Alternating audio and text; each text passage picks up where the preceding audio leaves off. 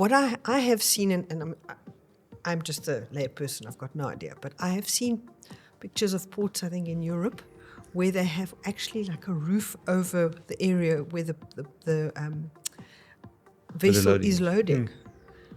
I would imagine that is a huge investment. But I mean, if you can't load your vessel, what's the alternative? I've got a lovely example of that. So Durban is a natural windbreaker. The point area of Durban, those lovely holiday flats that you see there, if you look at the north westerly wind, and I study wind patterns across the ports, and I've got a very good sight of it.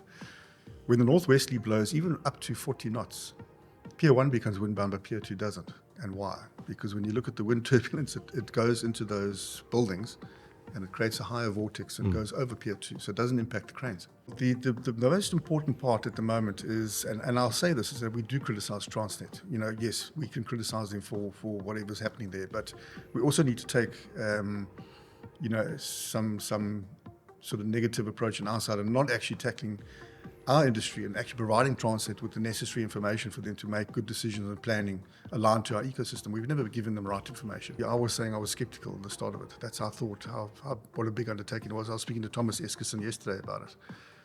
It was successful, and it had 14 vessels, 2 vessels more than what they planned, and it shipped more containers than they planned. That structure tells me that when we want to implement things like Maputo, it will not happen organically, and each exporter is going to find it difficult to go and try and institute something because of their small parcel. But if we collectively organize whichever exporters are aligned to Maputo together in a structure where we can go and then contract the shipping services to, say, for example, Hapag-Lloyd, Maersk, MSC, very much like Summer Citron. And it's so weird that there's a demand, and when there's a demand, there's no supply. Well, there, again, listen to this, guys. So I've been saying that it's unfortunate, actually, that Transnet Freight Rail has found itself in this current position, because the state-owned rail entity was the best place to invest and run rail. And now we've got private sector having to come in, and then they need commitments to go and buy these assets. Where Transnet from government side would just buy the assets and then deploy, as they did in the past.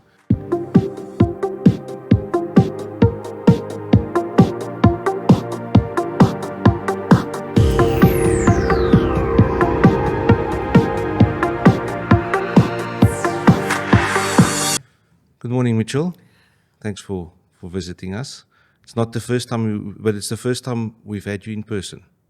So thank you for joining us. Yeah, good morning, Dewald. Good morning, Louise. It's great to be here. Good morning. It's wonderful to see you and chat to you in person. And, we're at the Citrus Summit, so it's really nice. Nothing beats having somebody right with us in the studio. So thank you. Yeah, absolutely. So you were giving a presentation this afternoon. We're recording this before your presentation, but it will obviously go out a little bit later. You work on the logistics side for CGA, work very closely with the ports and the government and everything. So what do you have to share? I know you're working on some interesting things. Yes. So I think today's presentation, I'm going to just basically present a concept model on a new strategy around logistics that I presented to the board. I think since we are, in my understanding, the challenges we have in the ports environments, and when I say ports environments, I'm not particularly talking about transit ports. I'm talking about the port ecosystem. Okay. All the working components of that ecosystem are not working in harmony with each other. That's causing us a lot of operational challenges. So I think going forward, considering that, there's 3 aspects which I've drawn on and presented to the board that I think we need to have focus on. The first one is creating an operational focus structure within the CGA, or better yet, in the fruit industry. All the associations, we all have the same operational challenges in the ports, but at different times of the year because of the seasonality. So that structure, I'm at the moment waiting for, I think, dialogue within the associations to agree to form this structure along with the CGA and the other associations.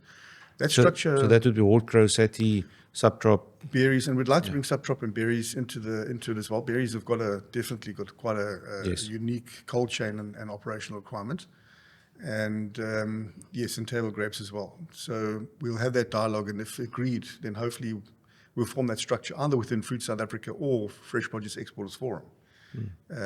They could both be quite suitable to that. So if we fail to reach that agreement, then I think as CGA we'll go with that structure. And what that structure looks like is having actual people deployed in the ports, on the ground in the ports, having access to the port terminals, to go and interface with the planning part of it, operational people as well.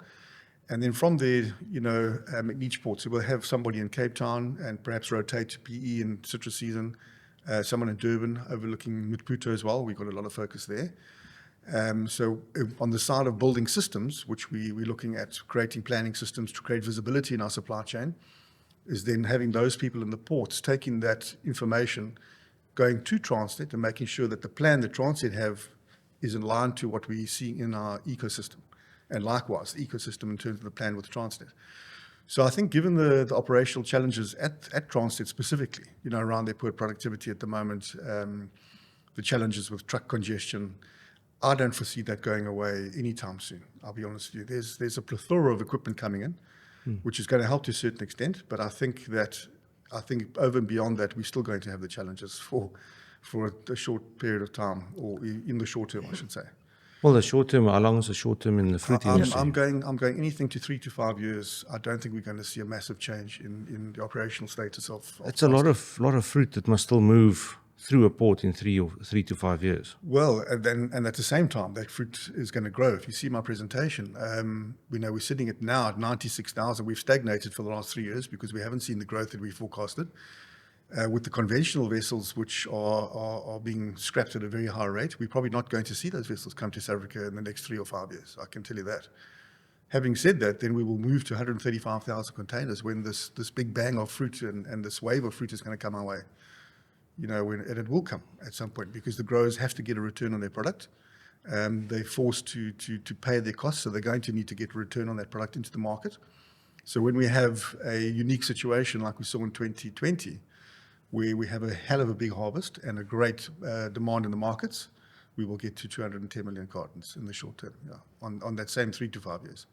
So I'm bringing these two together, looking at the bigger picture and saying, okay, this is how we need to focus on facilitating that.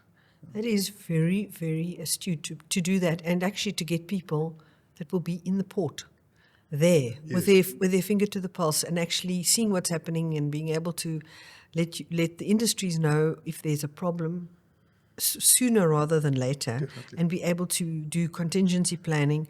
It's a very clever move. So yes, and then sorry, Dewald, the most important part at the moment is, and I'll say this, is that we do criticize Transnet. Yes, we can criticize them for whatever's happening there, but we also need to take some sort of negative approach on our side and not actually tackling our industry and actually providing Transnet with the necessary information for them to make good decisions and planning aligned to our ecosystem. We've never given them right information.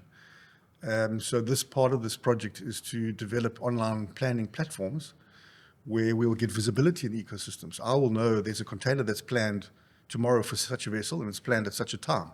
Okay, so if we get all of those containers in the same approach, then we can have somebody with Transnet facilitating that movement of those containers in the sequence that matches the capacity at the terminal, and not just this bunching approach where everybody pushes containers at the same time to the terminal. That makes 100% sense. Absolutely, it makes absolute sense. Very, very, very good idea. Yeah. And I really do hope for you that for the citrus industry, that the other industries also come along with this idea, because it's like, why haven't we thought of doing this sooner? It's one of those things, I think, also once there's somebody need to set an example also. Yeah. And so the people that when this happens that you would like to have in the ports, how much authority will they have? Are they simply just ears on the ground, or would they be able to make yes, so calls on there's the first thing we need to do before we go about any of this, is we've got to obviously get the agreement with the fruit associations around the structure, and agreement on resourcing the structure and providing necessary funds for the structure. And then from then going to Transnet, and that's why I'm very glad Michelle Phillips is here today, because I'm going to actually call on her to watch my presentation, because I'm going to need her support. And that'll be an agreement, a written agreement on our approach and what we can do and what are the limitations of what we can't do. We're not going to go into Transnet and try and now start planning and getting involved with operations. Certainly not that. It's about coordinating with their planners and operations people to structure that approach to sequencing containers to the port. That's all about it. It's just facilitation. So obviously putting these systems in place is going to be a pricey affair. Well, that being said, I had a lovely conversation with Sean Hay from ECERT on Monday. They have got a lot of very highly technically advanced people that can write programs and that. And I never thought of it before having a conversation on Monday. AgriHub is now a fully Fruit South Africa organisation. It'll probably be amalgamated into ECERT at some point. I think that was the focus of it. It makes a lot of sense to me that we tap into ECERT, who has got information that we can utilise and build these platforms for us, probably at a substantially reduced rate than what we would get from consultants that would build the platform. Sean's if you listen to Sean's history, he's got a remarkable history about building systems and unlocking the same sort of situations in other industries, particularly the mining industry. Okay. So he's got the capability on helping and the resources in his structures to do it for us, I think. And he's quite confident he can. So the question I'm getting to is, everybody's talking about these private-public partnerships and people working together. That would obviously be, if they go ahead with this, that would ideally be funded by the industry, and you guys would have free rein in selecting who that partner could be. Or like you said, ECERT. Oh yes, in terms of that. Well, I'm going to be drafting the actual project portfolio document, obviously to highlight what we are looking at in terms of development, and then that'll be circulated to the wider industry. I mean, it's not going to be just ECERT. We'll have to just open it up to other parties who want to. But it doesn't have to go through a government tender. No, because it's our private. Yeah, I see where you're coming from. Yes, no, it's obviously a private initiative. It'll be funded by the associations through private capital, so it'll have no bearing from government. Yeah. And you will be, if this goes ahead, you will be deploying these this cooperation with whoever is running the port. Currently, it's government, but it might eventually be the commercial partners to government that are running the ports. Yes, an example, when RCTSI, we had a lot of discussion with RCTSI before they obviously sitting in the position they're in. And we spoke a lot about this with them. And I think they're very open to anything that's going to make the ports more efficient. And in fact, if you look at some of their terminals they're operating at the moment, they have exactly these models in those terminals, where they have more visibility of the ecosystem to manage the container terminal environment. Other terminals around the world have got similar approaches. I believe there's something active in Rotterdam, which has been recently implemented.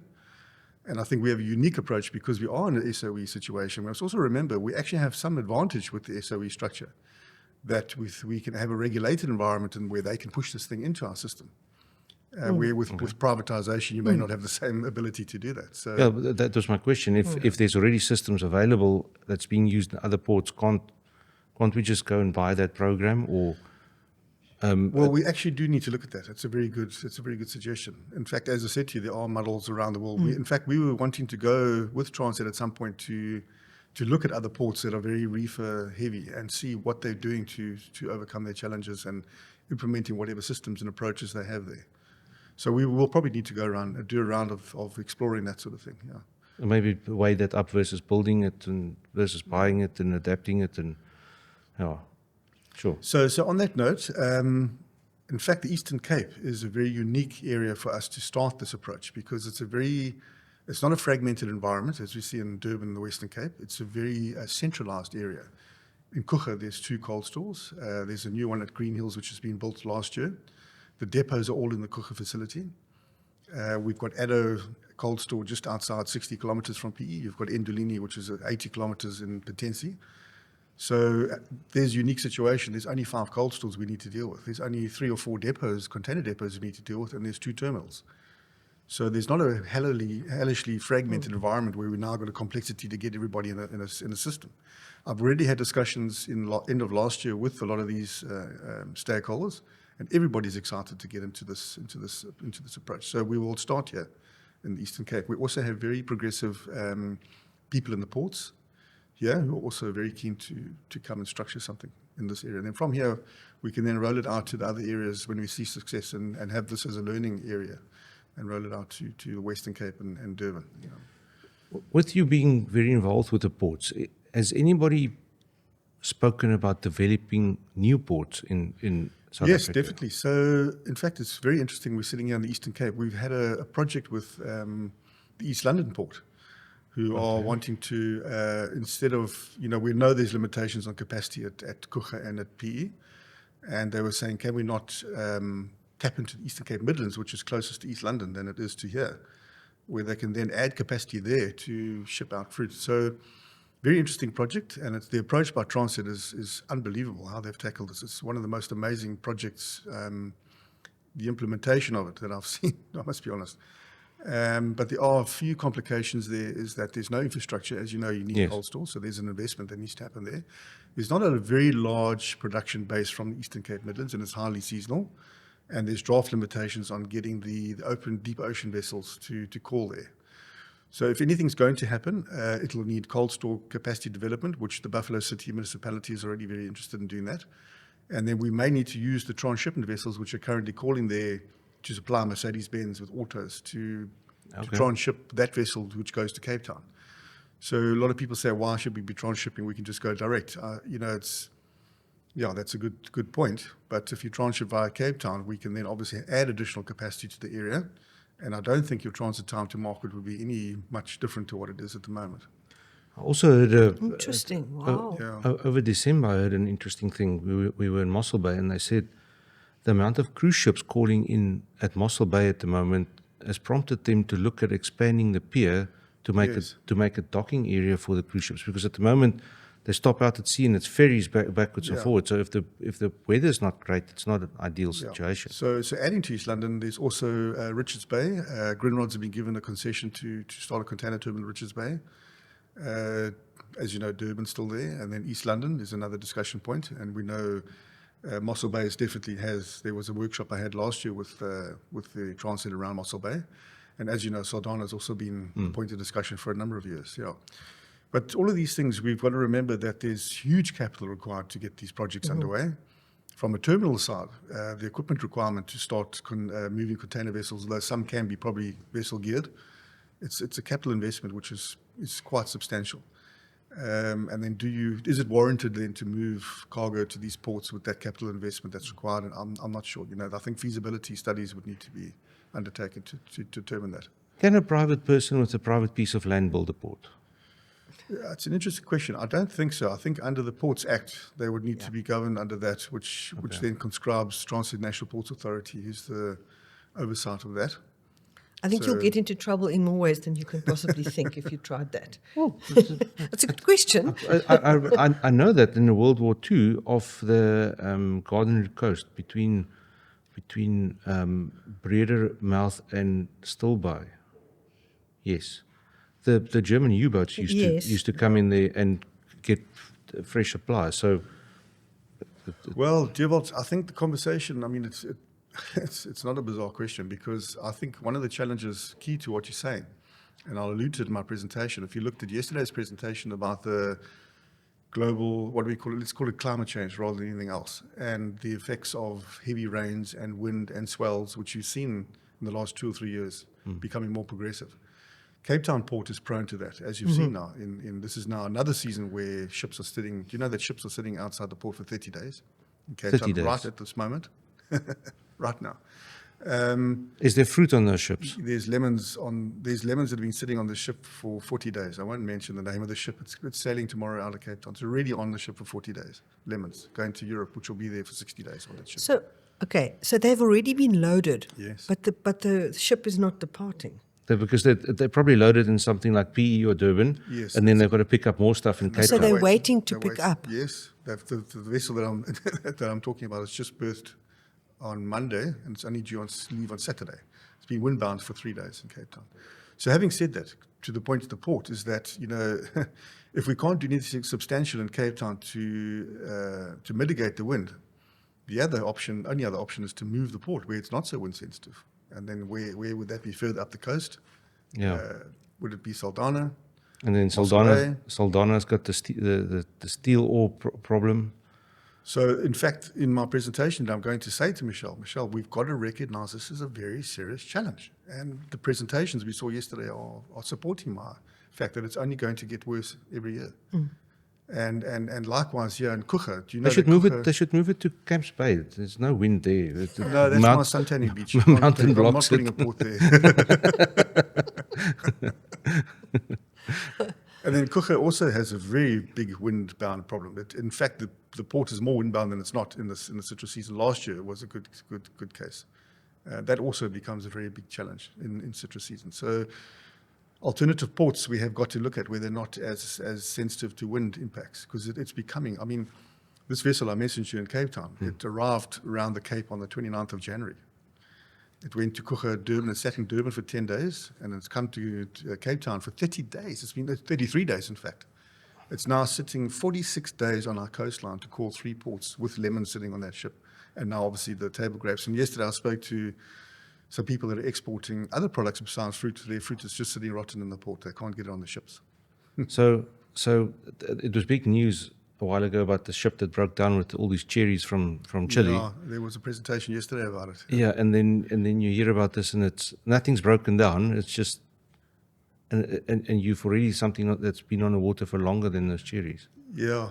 Well, the cherry is highly perishable, but yeah. That I don't know the exact circumstances behind that shipment. I think there was a technical fault on the vessel, if I'm not mistaken, or I don't know, it was a delay. I'll be speaking out of turn if I even. Yeah, no, there was an engine failure or something. Oh, is it? Okay. Yeah, and then they apparently couldn't find it So easily. it's a story. But back to our South African port. Since we last chatted to you quite a bit during last season, Yeah, it's about a year ago. yes, how have things moved in the right direction?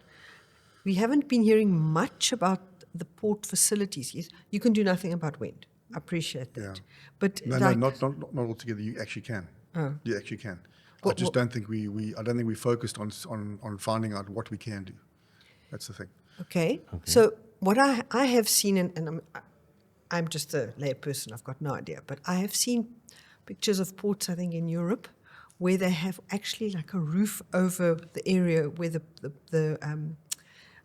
vessel loading. is loading. I would imagine that is a huge investment. But I mean, if you can't load your vessel, what's the alternative? I've got a lovely example of that. So Durban is a natural windbreaker. The point area of Durban, those lovely holiday flats that you see there. If you look at the north westerly wind, and I study wind patterns across the ports, and I've got a very good sight of it. When the northwesterly blows, even up to 40 knots, Pier 1 becomes windbound, but Pier 2 doesn't. And why? Because when you look at the wind turbulence, it goes into those buildings, and it creates a higher vortex and goes over Pier 2. So it doesn't impact the cranes. So there's very valid in what you're saying. But I think, as you say, the capital investment, if we look at Cape Town, I don't think there's a platform, somewhere. If you look at Devil's Peak, it's actually coming from Devil's Peak. There's no platform to be able to build something as substantial as that, unless they build a huge flat project that would have 2 benefits, creating residential capacity and then obviously having an impact on circumventing wind. Massive, But what would be the likelihood of that? Massive advertising space right next to the N1. For any planes coming in from that side, you'll be able to see it might see it from space even. Yeah. But okay, so I did ask you a question, then we got sidetracked. How has capacity been improved in the last 9 months since we last chatted? Or not improved. Or not? Yes. Yeah. So capacity is you've got to break it down into a couple of aspects. Capacity is the ability to handle volume through the port. Okay. So capacity is largely fixed, unless you create additional berths and unless you create additional footprints to handle more volume, you increase capacity. On the reefer side, capacity is fixed during the out of season periods, and then they're augmented with generator sets, and they create additional capacity in the ports for the citrus season, which we have. They use our estimates to determine that. So in the other ports in Pier 1, they prepare additional, I think, 300 to 400 units. Pier 2 go up to about another 1,000. NCT this year will be increasing. We just need to see by how much, as well as PE. Cape Town, I mean, look, in the citrus season, we don't have a capacity issue. We hardly even go 30%. And then I think there's been a wonderful project with the other fruit associations who actually bought generator sets and placed them in Cape Town. Whether they were fully utilized, I don't know, because they never really went past 80% over the whole sort of fruit season. I think there were 1 or 2 instances where they did. Yeah. But having said that, those units are actually used as windbound mitigation because they are they deploy reach stackers into those. They deploy reach stackers. So reach stackers are those big sort of forklift-looking machines that are not that wind sensitive. And then they use those machines to ground and off-ground those containers. So the generator sets actually do have an impact against wind mitigation. But the problem with that is that when they go windbound, the entire terminal goes windbound. And they don't say, right, this section of the terminal is windbound, but we can still operate reach stackers and we can still operate overhead gantry cranes. That's the wind strategy where we need to call on the terminals to really start to emphasize, is you cannot shut the entire terminal down, keep those areas which are able to still functioning. And I don't see that happening. So that's a big area, part of our structure that we want to focus on with Transnet. So we've spoken a lot about the wind problem. What is the actual problem? Is it when you lift the containers, do they swing?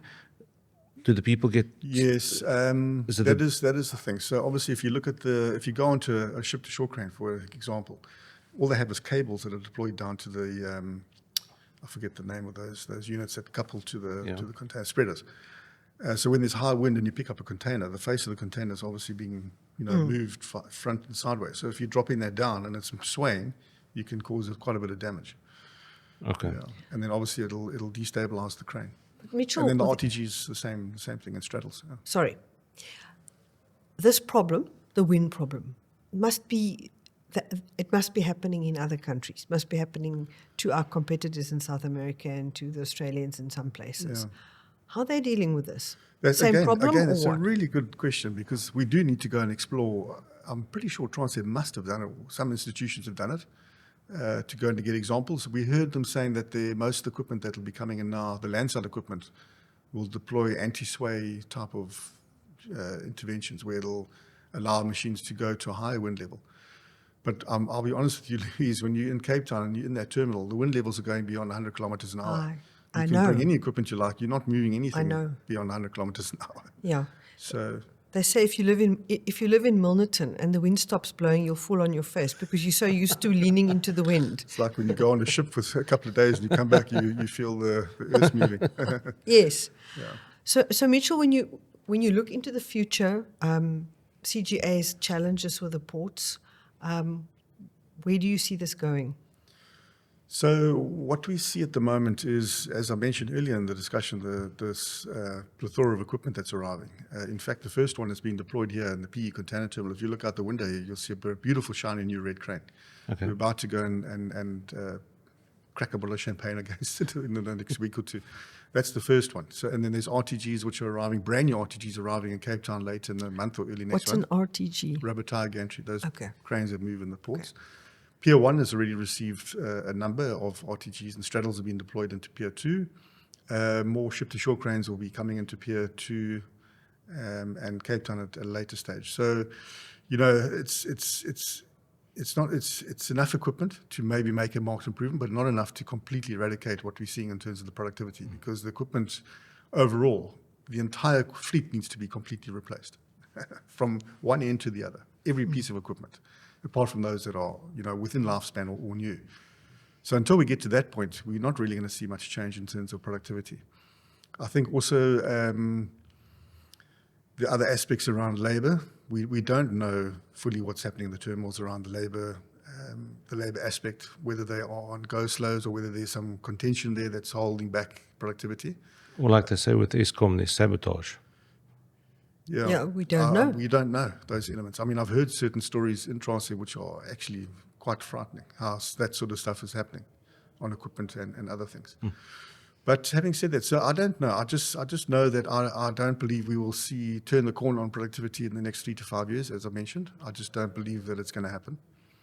And, if it does, all the benefit to all of us, honestly. But I need to be realistic about what I think is going to happen. We're going to stay stagnating in the current levels we're seeing at the moment, and we need to obviously then plan around that. And the structure that I proposed is looking at introducing those measures to see how we can better our environment with Transnet. While that happens. You're optimizing the existing That's structure. It. Yes, 100%. Optimize what we can in the existing framework. You've got a tough job, Mitchell. I know anybody that's got to do with logistics, they don't sleep well at night, and there's a lot of phone calls at odd times, and I think the industry really appreciates what you're doing for them. Well, if you think I work hard, trust me, I don't work anywhere as hard as people that are in the coalface of logistics. You look at the guys, particularly I think last year before, I was going to have meetings with some of the exporters and their logistics people. You could just see in their faces they were not excited about life. It was a hellishly tough environment. You have to be on call 24/7. Every container is an event on its own, and that's what I've been saying in the presentations. And we can't continue like that. No. You know, we've got to change that environment. And I think if we have collaboration and we have will of everybody and support, I think we can start to move in that direction. And it would be very exciting if Transnet actually gets it together to get the operations being done by commercial companies. When was it? About 2 years ago that we had the meeting in Cape Town where they discussed that they are looking at building a new port in the Northern Cape. Yes, there is that too. There's talk of that. A port near Alexander Bay. yes. So Bochus Bay or something like that. Anyway. You know, like I say, we've got to face the realities of Yes, those things. You know, absolutely. there's one thing to say and everyone gets excited about it. You've got to understand Where's the money? the capital's the first thing. Where's the money? Practicality of getting something like that. And then you've got to look at the positioning of where those ports are relative to fruit production in our case. And it's not always well located to attract that fruit. You're just creating an additional cost chain because of the distance from these areas. And Walvis Bay, what is there anything we can learn from that model? Is it? Yeah, so have you guys looked at that? Yes, we definitely have. We had discussions with the Walvis Bay consortium that came to us a few years ago. For the deciduous, definitely. I mean, if you look at Namibia, it works very well for them. And in fact, they've now in the second season gone with shipments via Walvis Bay, to the detriment of Cape Town. If you look geographically, as I've said, that's where we as citrus don't see a benefit with Walvis Bay because it's just geographically too far for us to transport citrus. Okay, if we look at Orange River, there's not a substantial amount of fruit in Orange River that would go to Walvis Bay to warrant a whole ship and all that. And then our biggest production areas in the north, we're tripling the distance to Durban to Walvis Bay. So it's not feasible. And earlier you said about you're planning to get people in a port in Maputo. Has all the riots and stuff been sorted out there yet? Look, I'm on the WhatsApp group and I've been following it since it started. It looks like it flares up now and again, but it hasn't been obstructing cargo movement of late. Okay. Whether that's enough to satisfy the growers around going back to Maputo, I don't know at this point. We'll have to take that discussion with them. Maputo is actually a really good discussion point for another day. In fact, you know, as we start the season, there's a number of, if you watch my presentation, there's a number of very interesting things that I think you guys would like to listen to. And Maputo is now, we finally understand how we're going to unlock Maputo and what it's going to take to unlock Maputo. Okay, and that's likewise exciting. to rail. Well, can you briefly share? Look, this will go out after that, and we will certainly make a plan to sit there. Sure. So, and just very briefly, the Hapag-Lloyd contracting model that was instituted last year, where growers, 13 exporters aligned with their growers, contracted Hapag-Lloyd to bring a shipping service to Durban here in PE for Europe. It was a massive undertaking. I must be honest with you, I was saying I was skeptical at the start of it. That's how I thought, what a big undertaking it was. I was speaking to Thomas Eskerson yesterday about it. It was successful. And it had 14 vessels, 2 vessels more than what they planned, and it shipped more containers than they planned. That structure tells me that when we want to implement things like Maputo, it will not happen organically, and each exporter is going to find it difficult to go and try and institute something because of their small parcel. But if we collectively organize whichever exporters are aligned to Maputo together in a structure where we can go and then contract the shipping services to, say, for example, Hapag-Lloyd, Maersk, MSC, very much like Summer Citrus. I mean, the Summer Citrus example, I've been telling everybody, That's that is a incredible. structure that has been going forever, and we haven't 25 replicated years. it. Absolutely. We need to replicate it. The growers, through the exporters, collaborate and go to a service provider and say, this is the amount of volume I'm going to bring for a year. We would like you guys to send a tender for that on the, let's say, the clearing and forwarding, the cold store infrastructure. On the shipping side, it's the Far East markets are where you saw yesterday. That's where our focus is going to be. So we open up a Far East shipping service. We go to the lines and say, this is the amount of volume we want these ports to be accessed. Tender for that business. That's the only way we're going to get Maputo to really grow. We have to create that structure, and we've got to get the collaboration from those exporters aligned to Maputo to be willing to get into that structure. Sure. which is principally the same, or the same exporters that went into the Hapag-Lloyd contract, actually. Incredible. I have one last question for you. Rail. Yeah. How have things changed in the last 9 months? They haven't changed at all, and I think, in my view, it's probably not going to change for a while. And again, to summarize that very shortly, the biggest constraint we're going to see there is the capital requirement to invest in locomotives and equipment. And I'll give an example. As I said, we're focusing on Marble Hall.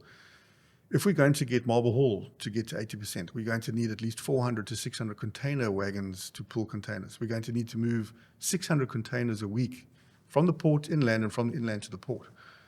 Do you know how much it costs to build a container wagon? You mentioned it to me. It's about 4 million rand, and it's about $30 million for a locomotive. You need a lot of them. So it's an expensive train set. So I think with the structure that's been opened up by Transnet, I spoke to Steinberg yesterday. They've got some locomotives they can bring in. DP World and Grindrod's got locomotives. But whether or not they can operate sustainably, bringing in new equipment, we're against Transnet, whose equipment's been depreciated over many years, can provide a service at a way lower rate than new entries to the market. Rail is hellishly expensive as an investment. You need nothing short of 20 years commitment to run that and invest in that capital. Our growers cannot give a 20-year commitment to that. So that's going to be one of our biggest challenges. It's just attracting the capital investment to build and buy the wagon sets we're required to move our cargo. But I think there are some interesting opportunities for investment by banks and others. We need to look at creating an investment framework for rail. I think that's something we need to discuss with government, because it's not only going to have an impact on our industry, it'll impact the entire rail system for sure. and every commodity, because Transnet just does not have the locomotives or the equipment to service what we see as demand coming through from other sectors. And it's so weird that there's a demand, and when there's a demand, there's no supply. Well, there, again, listen to this, guys. So I've been saying that it's unfortunate, actually, that Transnet Freight Rail has found itself in its current position, because the state-owned rail entity was the best placed to invest and run rail. And now we've got private sector having to come in, and then they need commitments to go and buy these assets. Where Transnet from government side would just buy the assets and then deploy, as they did in the past. So we're actually at a disadvantage with the current situation. I think it's just very unfortunate. Transnet should never have been in the position on rail as it is at the moment, considering where we were 10 years ago to where it is now. Should never have happened. And then 10 years ago, looking 20 years before that, where it was. Yeah, absolutely. I mean, trains were running unbelievably amounts of cargo 20 years ago. Yes, indeed. Yeah. Mitchell, it's been incredibly interesting. Thank As you so always. much, as always. Thank you so much for joining us. Are you going to ask him a question?